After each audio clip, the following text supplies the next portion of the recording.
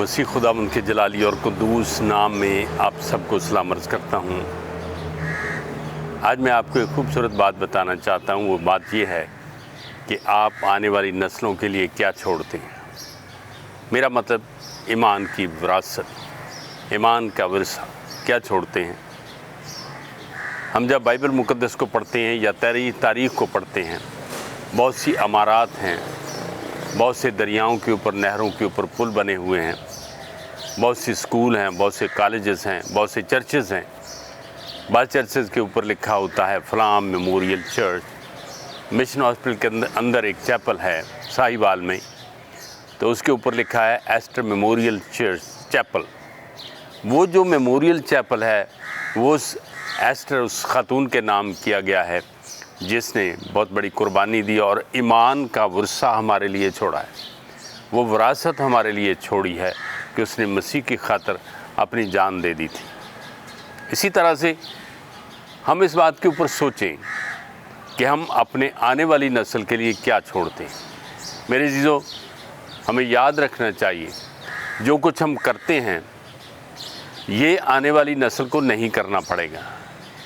जितना हमने काम कर दिया है आने वाली नस्ल वहाँ से लेकर आगे बढ़ेगी। और हमें ऐसे खूबसूरत निशान छोड़ने चाहिए, हमें ऐसी खूबसूरत यादगारें छोड़नी चाहिए कि आने वाली नस्लों के लिए बरकत का सबब भी बने और वो वहीं से लेकर आगे बढ़ें।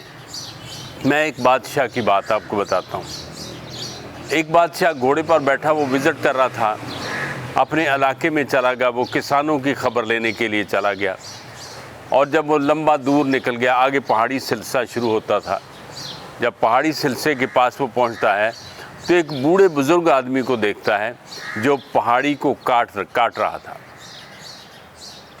और वो रोज़ाना छेनी, हथौड़ी ले जाता और एक तगारी ले जाता।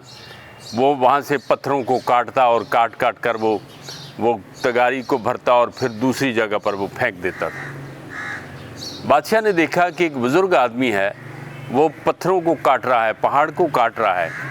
मैं पूछता हूँ कि वो क्यों इसको काट रहा है, क्या मकसद क्या है। उसने जाकर उस बुज़ुर्ग आदमी से पूछा कि तू ये क्या कर रहा है। वो कहता मैं पहाड़ को काट कर सड़क बना रहा हूँ।